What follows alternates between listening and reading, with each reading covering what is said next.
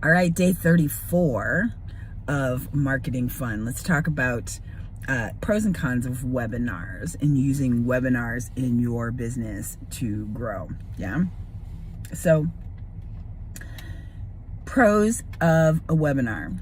It is a great way to disseminate information, answer questions that you're constantly answering every single day. So answer them all at one time, be able to get a group, sell to the group all at one time, and then make money all at one time. Yes. So those are the pros.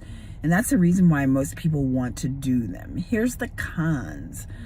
Trying to get people to register, to show up, to stay to the end, to stay focused while they're on the webinar.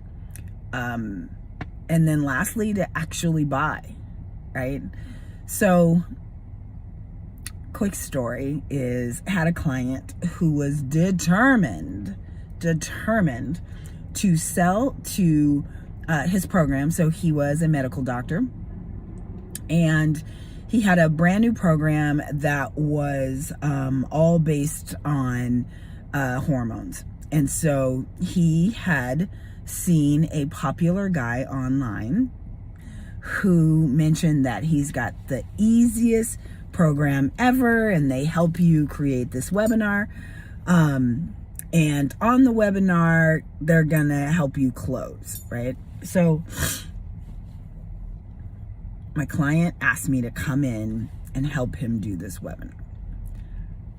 So the things that I just talked to you about, the cons, kept going, hey, first of all, let's make sure that that's the way your clients like to buy, right? Are you sure that's the way they like to buy?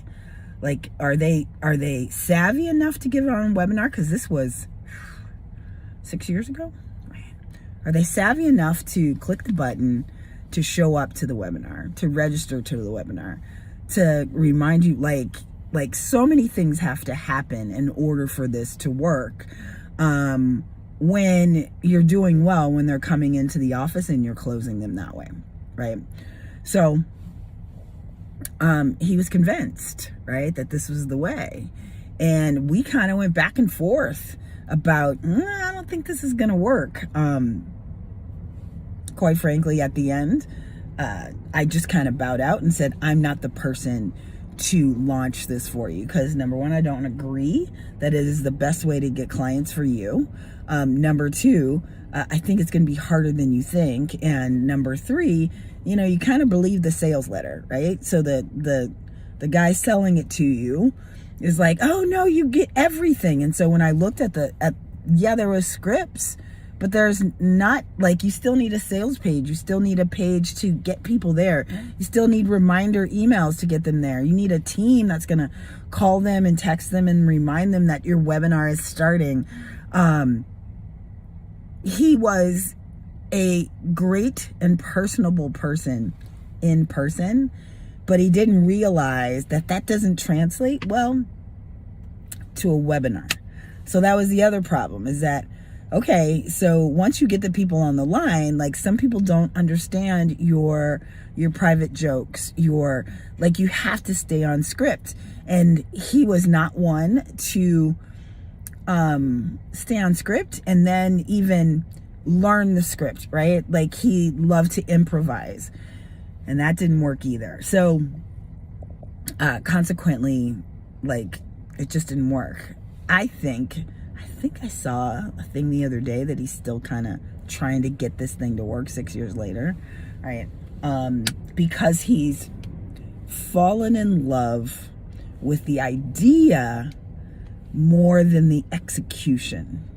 So hear me again. Don't fall in love with the idea more than you fall in love with the execution. All right. So, key thing to do before you start a new project, a new whatever, is, number one, make sure that this is how your customers like to buy. Okay? Number two, make sure that you understand the process. Number 3, make sure that you don't just fall in love with the idea. Number 4, make sure you fall in love with the execution. All right, that is our 34th day of marketing fun that we've got here in front of our wonderful Fox 5, because we're going in to do the Money Honey segment. See, it's like all, yeah, here, hold on a second, let you see the Fox 5 sign. There it is.